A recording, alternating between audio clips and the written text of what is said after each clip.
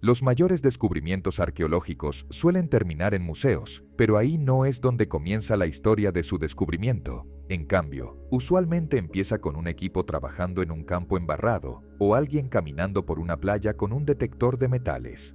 No hay manera de saber cuándo se hará el próximo gran descubrimiento arqueológico, pero sabemos que tenemos muchos de ellos en este video. Adelante.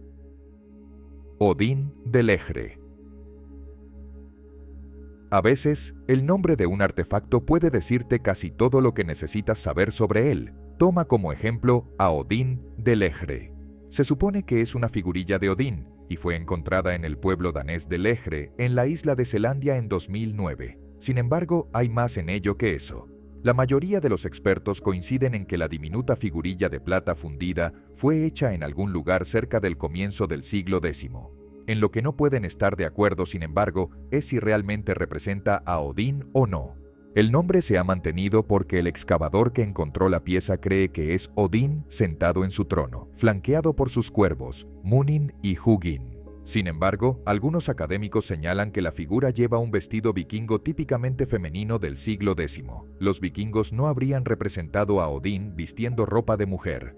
Eso significa que podría ser la esposa de Odín, Frigg, o quizás la diosa Freyja.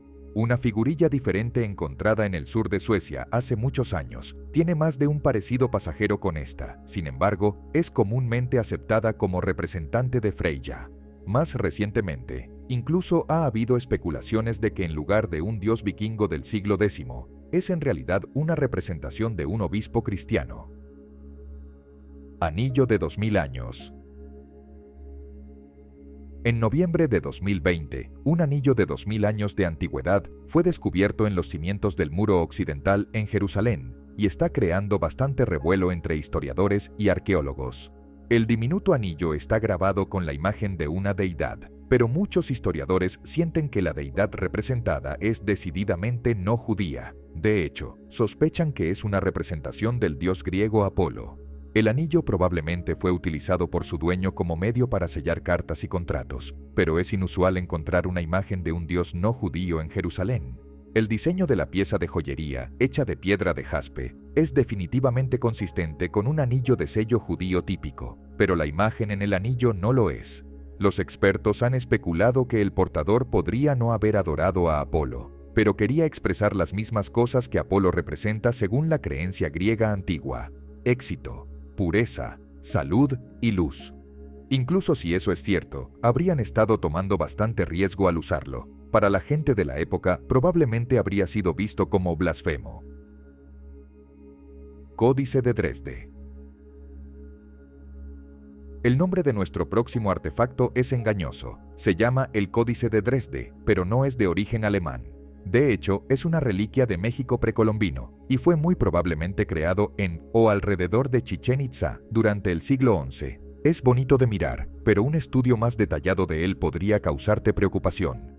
Algunas de las personas que han dado al códice toda su atención temen que sea una profecía que predice la fecha, hora y naturaleza de los eventos que traerán el fin de la civilización humana en el planeta Tierra. Aquellos de naturaleza menos dramática tienden a creer que es un gráfico astral utilizado para predecir eclipses solares y lunares. El códice pronostica de cerca los movimientos de cuerpos astrales que habrían sido visibles al ojo desnudo en el momento de su creación, incluyendo la Luna, el Sol y Venus. Por supuesto, las personas que piensan que es solo un gráfico astral se verán muy tontas si el fin del mundo ocurre en la fecha que los partidarios de la teoría del juicio final pronostican que ocurrirá, alrededor de 80 años a partir de ahora. ¿Pero realmente querrías tener razón sobre el fin del mundo? Origen de los tatuajes. Los tatuajes son más de moda en la mayoría de partes del mundo ahora de lo que han sido en décadas, pero no estamos seguros de que ese sería el caso si la gente todavía tuviera que obtener sus tatuajes mediante el método que se usaba en Norteamérica hace 2000 años. Este dispositivo espinoso, que se encuentra almacenado en la Universidad del Estado de Washington, probablemente era doloroso de aplicar en la piel. Está hecho de espinas de cactus pera atadas a un mango de madera y envueltas en hoja de yuca, y se usaba para tatuar a los pueblos que alguna vez vivieron en lo que ahora es el sureste de Utah. Lo curioso es que no se ha encontrado evidencia de tatuajes en la piel o huesos de ningún cuerpo antiguo de los pueblos localizado hasta ahora. ni hay mención de tatuajes en los pocos registros escritos o dibujados que tenemos de su cultura. Sabemos que los antiguos pueblos de Norteamérica tenían tatuajes, sin embargo, debido a otras herramientas basadas en cactus encontradas en lugares como Nuevo México y Arizona. En esos casos, sin embargo, las herramientas se hicieron más de 1000 años después de esta. Nos preguntamos si la gente se estaba haciendo tatuajes de estrellas, rosas, calaveras y símbolos chinos incluso en aquel entonces. Espada antigua china.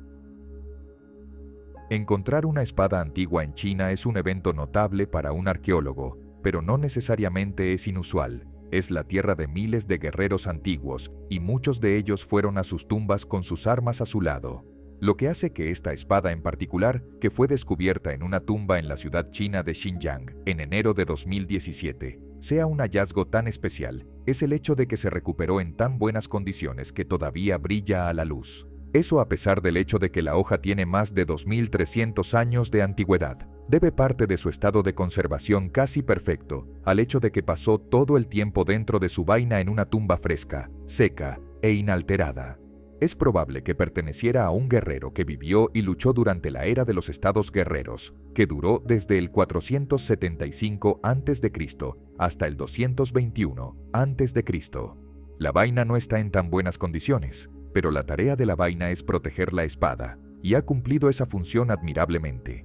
Después de un poco de delicada limpieza y trabajo de conservación, la hoja desde entonces ha sido expuesta en un museo de la ciudad. Corona de mirto griega.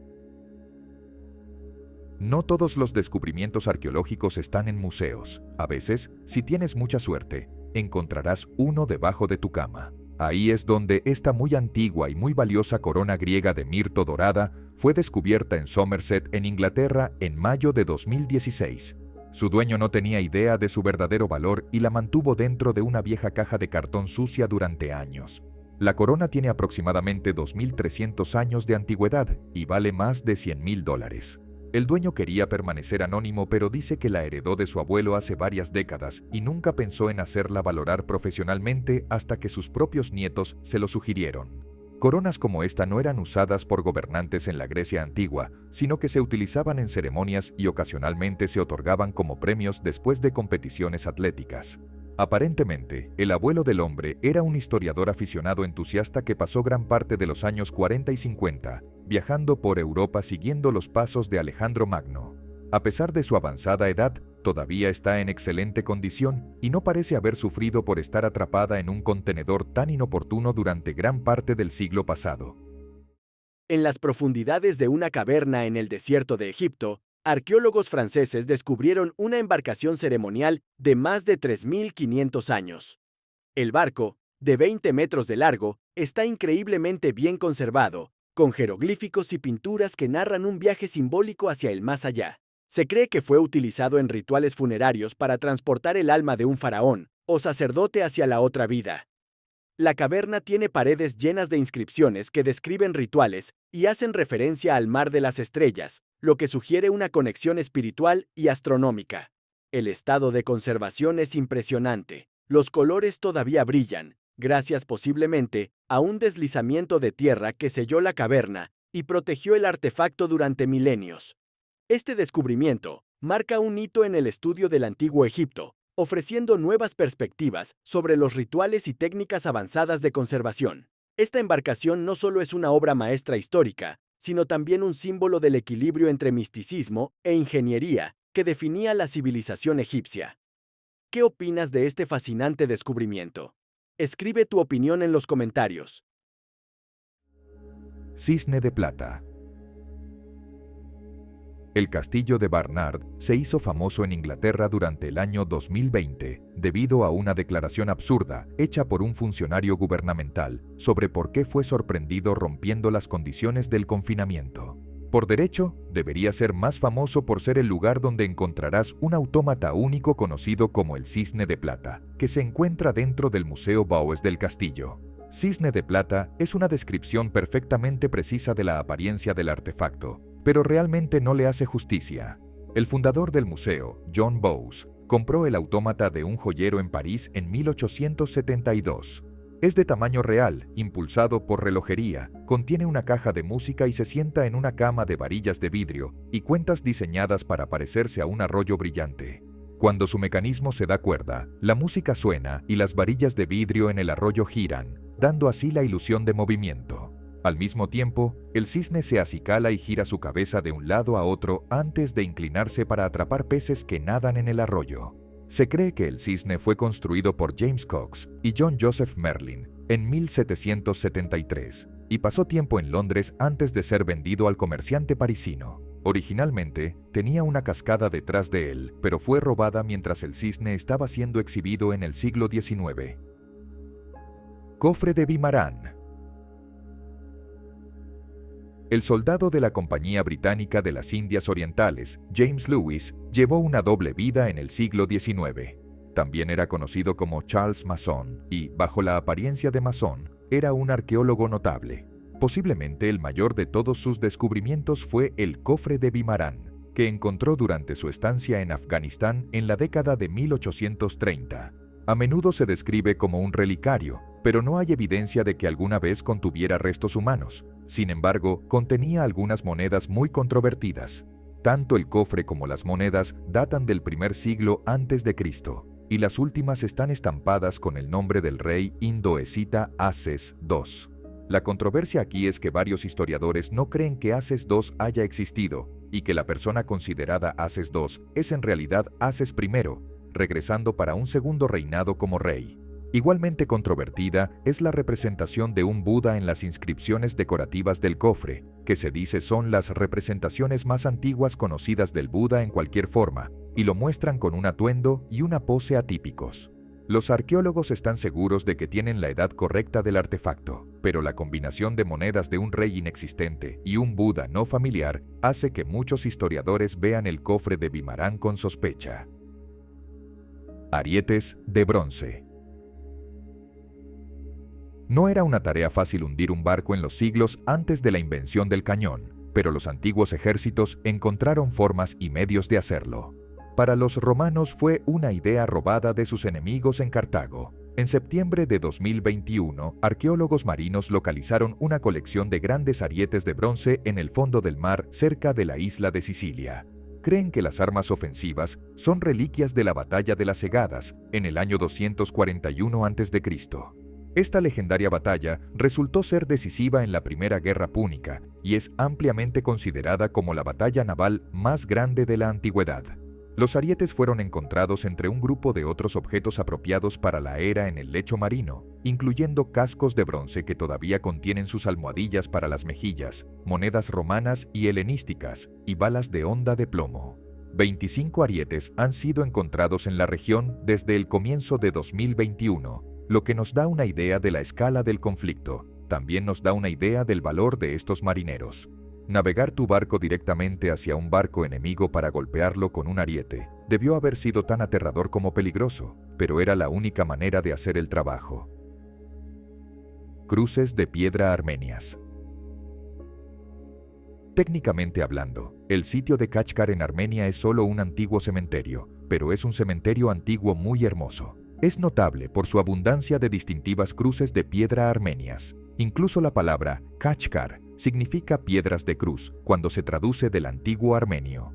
El tallado de piedras de cruz se considera una forma antigua de arte en Armenia, involucrando intrincados patrones de nudos que pueden llevar horas o incluso días para crear, dependiendo del tamaño del marcador de la tumba. Las estelas en Kachkar varían en edad, pero algunas de ellas tienen más de 1000 años. La mayoría, sin embargo, fueron talladas entre los siglos XVI y XVII, cuando 3 maestros talladores vivían en las áreas.